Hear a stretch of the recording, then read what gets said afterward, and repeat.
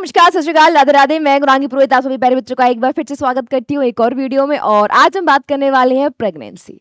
कैसे प्रेगनेंसी होती है, क्या-क्या चीज़ें होती हैं, प्रेगनेंसी के लिए हमको किन-किन चीज़ों की आवश्यकता होती है, क्या-क्या चीज़ों का मिलना यानी किन-किन चीज़ों के मिलने से प्रेगनेंसी होगी, कैसे बच्चा बनेगा, कैसे ज़ाइगोट बनेगा, कैसे भ्रूण बनेगा और सबसे बड़ी बात ये होता कहाँ है। तो आज हम जानने वाले पूरे फीमेल की बॉडी के अंदर प्रेगनेंसी की जर्नी कि कैसे अंडा बना है, कैसे स्पर्म आए हैं, कैसे दोनों का फ्यूजन हुआ है, कहाँ पर फ्यूजन हुआ है, बच्चा कहाँ ग्रोथ कर रहा है। तो जो इतने सारे क्वेश्चन आपके दिमाग में चलते हैं वो इस छोटी सी वीडियो में हम पूरा करने वाले हैं। तो इस वीडियो को स्टार्टिंग से लास्ट तक देखिएगा, डेफिनेटली आज आप पूरा कॉन्सेप्ट समझ के जाने वाले हो। तो अगर हम बात करें प्रेगनेंसी की, तो भाई हमको पता है प्रेगनेंसी के लिए पहले तो हमारे पास एक एग होना चाहिए, इसको आप अंडकोश का कहते हो, और हमारे पास स्पर्म होने चाहिए।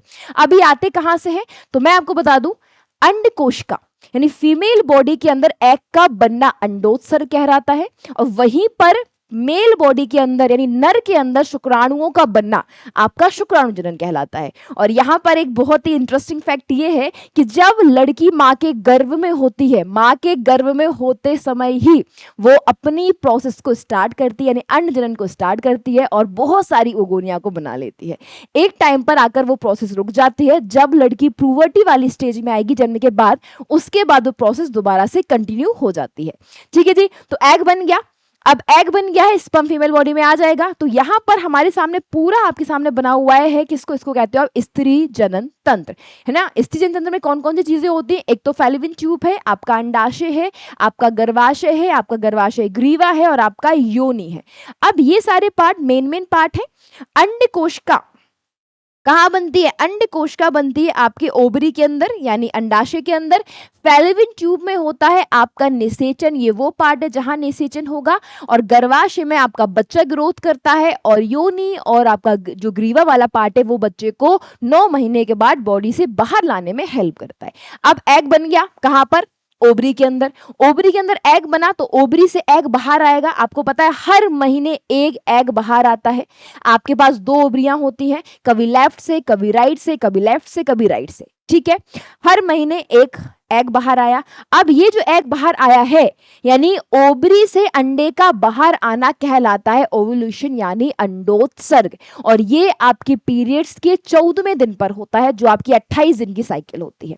अब अंडोत्सर्ग हो गया, अंडा बाहर आ गया, और अंडा कहाँ है, अंडा मूव करते करते पहुंच गया फैलोपियन ट्यूब के पास, क्योंकि निषेचन कहाँ होगा, फैलोपियन ट्यूब में होगा। फीमेल बॉडी के अंदर मैथुन की क्रिया के दौरान बहुत सारे स्पर्म आ गए, यानी एक बार में करोड़ों की संख्या में आपके स्पर्म शुक्राणु फीमेल बॉडी में आते हैं। अब उनको स्ट्रगल करना पड़ता है, कहते हैं ना एक अनार 100 बीमार। ये क्षारीय है, हमारा अम्लीय होता है, तो वही दोनों में लड़ाई हो जाएगी, धुशुम धुशुम। जो ताकतवर होगा वो आगे की ओर मूवमेंट करेगा, क्योंकि उनके पास होती है पूंछ, ये आराम से चल के आ पाते हैं। जैसे ही शुक्राणु का प्रवेश हुआ, शुक्राणु चलते हुए कहाँ पहुंचे, बहुत कम संख्या में, करोड़ों से बहुत कम संख्या में हो जाएंगे, और वो जो पहुंचेंगे हमारी फैलोपियन ट्यूब के पास। जैसे ही फैलोपियन ट्यूब के पास पहुंचे, ये चलते चलते जाकर इनसे होगी लड़ाई, इनमें से कोई एक होगा जो इस अंडकोश का को भेद कर अंदर जा पाएगा। और याद रखना, पूरा स्पर्म कभी बॉडी के अंदर नहीं जाता है या एग के अंदर नहीं जाता है, केवल केंद्रक वाला भाग है जो एग के अंदर जाएगा। ठीक है, तो यहाँ लिखा हुआ है संभोग के दौरान लाखों शुक्राणु कहां पर आते हैं, योनि से गर्भाशय में, और वहां से फैलोपियन ट्यूब में पहुंच जाते हैं। अब क्या हो गया, अब शुक्राणु और एग दोनों मिल गए, दोनों के बीच में क्या हो गया, फ्यूजन हो गया, दोनों के केंद्रक मिल गए। अब केंद्रक मिलने के बाद क्या है, सिंपल सी बात है, केंद्रक देखो ये जा रहा है ना, ये जैसे अंदर गया दोनों के केंद्रक मिले, और यहां पर बन गया हमारे पास क्या, निषेचन हो गया। और निषेचन के बाद क्या बनता है, निषेचन के बाद बनता है हमारा जाइगोट। और जाइगोट याद रखना, जाइगोट एक कोशिकीय होता है। जाइगोट कैसा है, जाइगोट आपका एक कोशिकीय है, सिंगल सेल, लेकिन ये होता कैसा है, 2n में यानी आ गुणित में, एक नर का n एक मादा का, यानी एक शुक्राणु से आया है और एक एग से आया, दोनों n मिलकर क्या बना रहे हैं, 2n। क्या बन गया आपका, जाइगोट बन गया। और इस जाइगोट में मल्टीपल टाइम क्या होगा, डिवीजन होगा, विदलन होगा, मोरुला स्टेज आएगी, ब्लास्टोसिस्ट स्टेज आएगी, तो ऐसे स्टेजेस आती हैं। अब यहाँ पर 8 से 16 कोशिका बनेगी, 16 से 32 कोशिका बनेगी, तो वो स्टेजेस है, मोरुला है, ब्लास्टोसिस्ट है। तो आपको पता है कि किस अवस्था में, ब्लास्टोसिस्ट अवस्था में क्या होता है, ब्लास्टोसिस्ट अवस्था में ही आपका जो ये एग है, जो जाइगोट है, जो भ्रूण में कन्वर्ट हो रहा है, वो जाकर इम्प्लांट करता है गर्भाशय के अंदर। क्वेश्चन आया हुआ है कि कौन सी अवस्था में जाइगोट इम्प्लांटेशन करता है, कौन सा, उसको बोलते हो ब्लास्टोसिस्ट। ठीक है, याद रखना। जाइगोट सिंगल सेल था, बार बार डिवीजन करके उन्होंने क्या बनाया, ये मल्टीपल टाइम डिवीजन करके सेल्स को बढ़ा रहा है, 8 से 16, 16 से 32, और ऐसे धीरे धीरे मूवमेंट भी कर रहा है। कहां पर, गर्भाशय की ओर, धीरे धीरे मूवमेंट करते हुए गर्भाशय की ओर आ रहा है। और जैसे ही ब्लास्टोसिस्ट अवस्था आएगी और ये गर्भाशय के पास पहुंचेगा और गर्भाशय की एंड्रोमेट्रियम में जाकर क्या करेगा, यानी अंतः गर्भाशय, अंदर वाले गर्भाशय में जो फोल्डेड होती है उसके अंदर जाकर कर लेगा इम्प्लांटेशन। क्या होता है, इम्प्लांटेशन, यानी वहां जाकर धस जाएगा और वहीं पर फिर होती है बच्चे की ग्रोथ, जो कि धीरे धीरे धीरे धीरे होना स्टार्ट। लिखा हुआ है यहां पर होता है रोपण, भ्रूण बन गया है। ठीक है जी, कहां पर, एंड्रोमेट्रियम में जाकर धस रहा है। तो यहां लिखा हुआ है एम्ब्रियो का जो आपका डिवीजन करते करते धीरे धीरे मूवमेंट करते हुए आगे आ रहा था, और वो कहाँ पहुंचा है, वो पहुंचा है गर्भाशय की वॉल के पास, और वहां जाकर कर ला है उसने इम्प्लांटेशन, यानी चिपक गया वहां जाकर। और जैसे ही वहां चिपका, धीरे धीरे वहां पर क्या होती है, जैसे ही आपकी प्रेगनेंसी कंफर्म होती है बेटा, आपको अपरा बन जाता है। इसको आप प्लेसेंटा कहते हो, क्योंकि प्लेसेंटा से निकलने वाले हार्मोन ही प्रेगनेंसी कंफर्म करते हैं, जो आप यूरिन टेस्ट करते हो। तो अब प्लेसेंटा बना है, ये देखो ये है आपका प्लेसेंटा, ये इसको कहते हैं अम्निकल कॉर्ड, ये है नाल कहते हैं जिसको। तो ये जो आपका अपरा है, प्लेसेंटा है, यही सब कुछ, यानी आपका पोषक पदार्थ, बच्चे का उत्सर्जन, बच्चे को सांस देना, सारे काम कौन कर रहा है, ये अपरा कर रहा है। इसलिए ऐसे नहीं कहते हैं कि एक माँ अपने बच्चे को अपने रक्त से सींचती है, सही बात है, एक माँ अपने बच्चे को अपने खून से सींचती है।